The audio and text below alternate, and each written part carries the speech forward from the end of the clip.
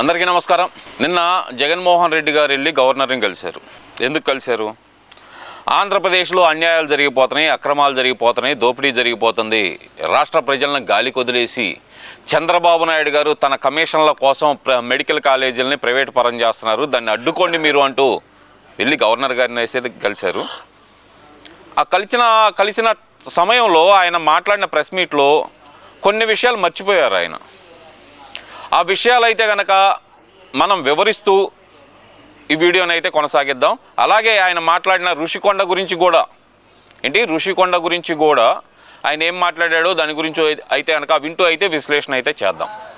ఇక ముఖ్యంగా చూస్తే కనుక జగన్మోహన్ రెడ్డి గారు నిన్న గవర్నర్ గారిని కలిసిన సమయంలో ఆయన చెప్పింది ఏంటయ్యా అంటే 1,04,326 మంది సంతకాలు పెట్టారు మాకు.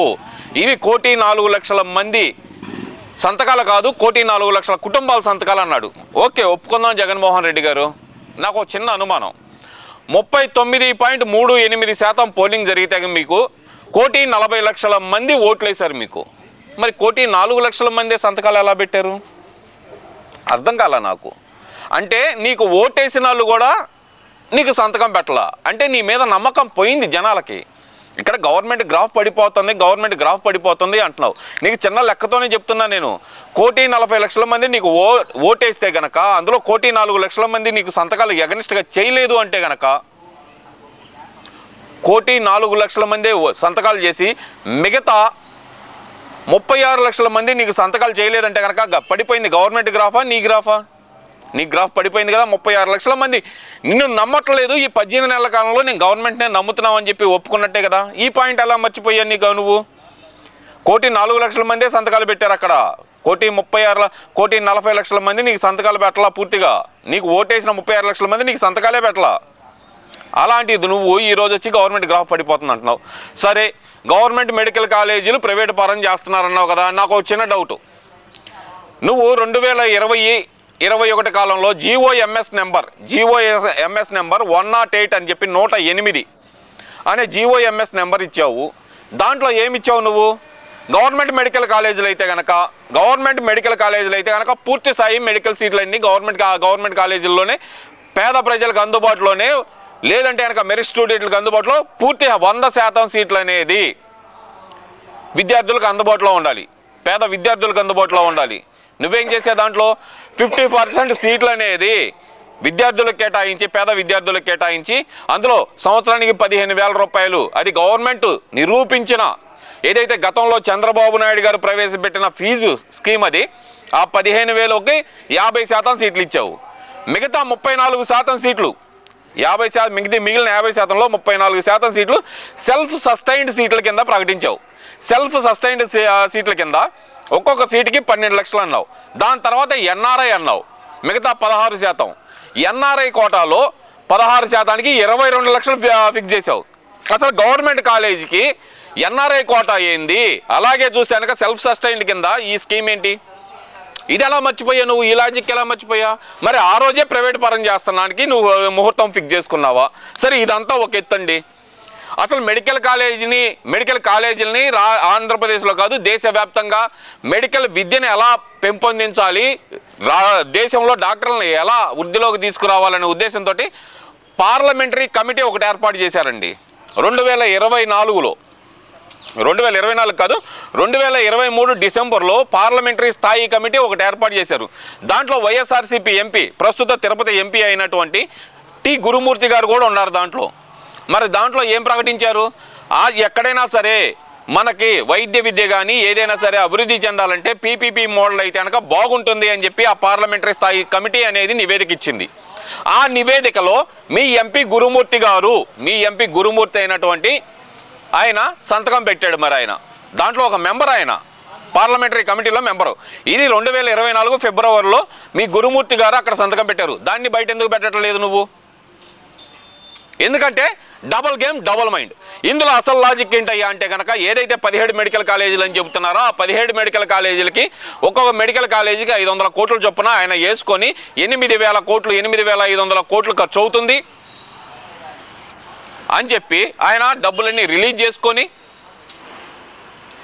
డబ్బులన్నీ రిలీజ్ చేసుకొని అంతా రెడీ చేసుకొని మీకు ఈ మెడికల్ కాలేజీలు ఇస్తున్నాము, మీకు కాంట్రాక్ట్ కింద ఇది ఇస్తున్నాము, 10% కమిషన్ నాకు కావాలని చెప్పి ఒక్కొక్క మెడికల్ కాలేజీకి 50 చొప్పున 850 కోట్ల కమిషన్ తీసుకొని ఇప్పుడు ఏదైతే కనుక ప్రభుత్వం పీపీపీ మోడల్లో వెళ్తుందో ఆ మోడల్ని వస్తే గనక ఇప్పుడు ఎవరైతే కాంట్రాక్టర్లు జగన్మోహన్ రెడ్డికి కమిషన్ ఇచ్చారో లేదంటే వైసీపీ గవర్నమెంట్కి కమిషన్లు ఇచ్చారో వాళ్ళందరూ వచ్చి ఈ వైసీపీ పార్టీ మీద ఎక్కడ పడతారో అనే ఉద్దేశంతో ఈరోజు కోటి సంతకాల డ్రామా అనేది ఒకటి మొదలుపెట్టారండి. ఇంకా విషయానికి వస్తే కనుక జగన్మోహన్ రెడ్డి గారు మాట్లాడుతున్నారండి. ఒకసారి ఆయన ఏం మాట్లాడుతున్నారో వింటూ అయితే విశ్లేషణ అయితే చేద్దామండి మనం.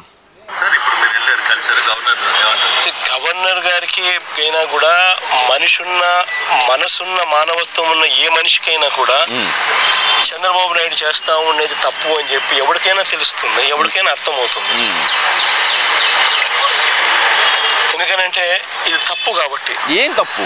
పేదవాళ్లకు అదే గవర్నర్ గారి ఇంట్లో పనిచేస్తా ఉన్న వాళ్ళందరికీ రేపు పొద్దున హాస్పిటల్కి పోవాల్సి వస్తే ఆ మెడికల్ కాలేజ్ కానీ అందుబాటులో కూడా ఉంటే ఉచితంగా ట్రీట్మెంట్ ఇచ్చి పంపిస్తారు. ఇప్పుడు ఉచితంగా ట్రీట్మెంట్ ఇవ్వట్లేదని చెప్పి ప్రభుత్వం ఏమన్నా చెప్పిందా? 100% అవుట్ పేషెంట్లు అనేది ఓపీ అనేది అవుట్ పేషెంట్ విభాగం అనేది 100% పేద ప్రజలకు ఉచితము. 70% బెడ్లు అనేది రాష్ట్రంలో ఉన్న పేద ప్రజలకు ఉచితము. మిగతా 30% మాత్రమే దాంట్లో ఛార్జీలు చేయబడతాయి అని చెప్పి ప్రభుత్వం చాలా క్లియర్గా చెప్తుంది. మరి ఎందుకు ఈ తప్పుడు ఆరోపణలన్నీ ఎందుకని జనాల్లోకి తీసుకెళ్తున్నావు? నువ్వు తప్పించుకోవటానికా మిస్టర్ జగన్మోహన్ రెడ్డి? ఏం మాట్లాడుతున్నావు నువ్వు అసలుకి? గవర్నర్ బంగ్లాలో పనిచేసే వాళ్ళకి వస్తే కనుక వాళ్ళకి ఇలా ఉంటుంది అలా ఉంటుందని చెబుతున్నావు. ఓకే, నేను ఒప్పుకుంటా, పేద ప్రజల కోసం పోరాడుతున్నావు అంటే ఒప్పుకుంటా. కానీ నువ్వు పేద ప్రజల వాళ్ళని అడ్డం పెట్టుకొని నీకు వచ్చిన కమిషన్లని తప్పించుకోవడానికి, నీ కమిషన్ ఇచ్చిన వాళ్ళని తప్పించుకోవడానికి ఇలాంటి డ్రామాలు వేస్తే మాత్రం కుదరదు mister Jaganmohan Reddy. Medical college private అయినా ఒక్కొక్క లక్షల రూపాయలు, 1,00,000, 2,00,000, 3,00,000, 4,00,000 కట్టాలా? ఎందుకు? ఆంధ్రప్రదేశ్ ప్రభుత్వం డబ్బులు కట్టాలని నువ్వు అంటున్నావు. ఏ విధంగా కట్టిద్ది? ప్రతి పేదవాడికి ఇన్సూరెన్స్ కింద ఒక మెడికల్ హెల్త్ కార్డు ఇస్తున్నారు. 25 లక్షల లిమిట్. అది ఎంత? 25 లక్షల లిమిట్. ఆ లిమిట్లో చూసుకుంటారు అక్కడ. ఇప్పుడు మెడికల్ కాలేజీలు ఆరోగ్యశ్రీ కానీ, ఆరోగ్యశ్రీ పీపీపీ మోడలే కదా. మరి ప్రభుత్వం డబ్బులు ఇస్తుంది, ప్రైవేట్ హాస్పిటల్లో ట్రీట్మెంట్ జరుగుతున్నారు, పబ్లిక్ బాగుపడుతున్నారు. మరి అది పీపీపీ మోడలే కదా. మరి ఇది ప్రభుత్వ ధనంతో పబ్లిక్ ప్రైవేట్ హాస్పిటల్లో చూపించుకుంటున్నారు. ఆరోగ్యశ్రీ అనేది ఫెయిల్ అయిందా? కాలేదు కదా.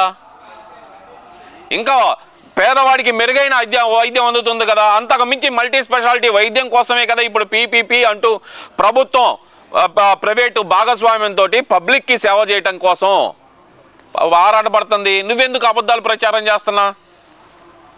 బాధ అనేది తలెక్కున్నట్లుంటుంది. గవర్నర్ గారికి ఇంకా మనసు ఎక్కువ, పెద్ద మనసు. నిజమే. బట్ ఆయనకు అందరికన్నా ఇంకా ఎక్కువ బాధ కలుగుతుంది. బాధ కలిగింది. దానివల్ల ఇంకా ఫర్దర్గా పాజిటివ్ రిజల్ట్స్ వస్తాయని ఆశిస్తున్నాం. కానీ ప్రతి ద్వారము మేము తడతాము. కోర్టు గడప కూడా కార్యక్రమం చేస్తాము. కోర్టుల ద్వారాను వీళ్ళు అడుగులు ముందుకు వేసినప్పుడల్లా ప్రజల ఉద్యమ బాట ద్వారాను దీన్ని అడ్డుకునే కార్యక్రమం చివరిదాకా కూడా చేస్తాము. ఖచ్చితంగా చేస్తాము. Because this is a scam. ఎలా? గవర్నమెంట్ ల్యాండ్, గవర్నమెంట్ బిల్డింగులు, government staff, government equipment, government జీతాలు, ప్రైవేట్ వానికి పేరు. అందుకే జగన్మోహన్ రెడ్డి చిన్నప్పుడు నువ్వు గనక చదువుకొని ఉంటే గనక పీపీపీ మోడల్ గురించి నీకు క్లియర్గా అర్థమయ్యేది. పీపీపీ మోడల్ అంటే గనక ప్రభుత్వము స్థలం కేటాయిస్తే గనక దాంట్లో ప్రైవేటు వ్యక్తులు వచ్చి హాస్పిటల్ కట్టి అందులో ఎక్విప్మెంట్, హై క్లాస్ ఎక్విప్మెంట్ తీసుకొచ్చి పెట్టి ప్రజలకు వైద్య సేవ చేయడాన్ని పీపీపీ మోడల్లో తీసుకొచ్చారు స్వామి. నువ్వు అసలుకే ఫస్ట్ క్లాస్ స్టూడెంట్ పోయా. అసలు మనం అన్నింటిలో first class student. 10th first class student, ఇంటర్లో ఫస్ట్ క్లాస్ స్టూడెంట్, డిగ్రీలో ఫస్ట్ క్లాస్ స్టూడెంట్, అమెరికా వెళ్ళిపోయి 6 నెలల్లో తిరగొచ్చిన గొప్ప స్టూడెంట్వి నువ్వు.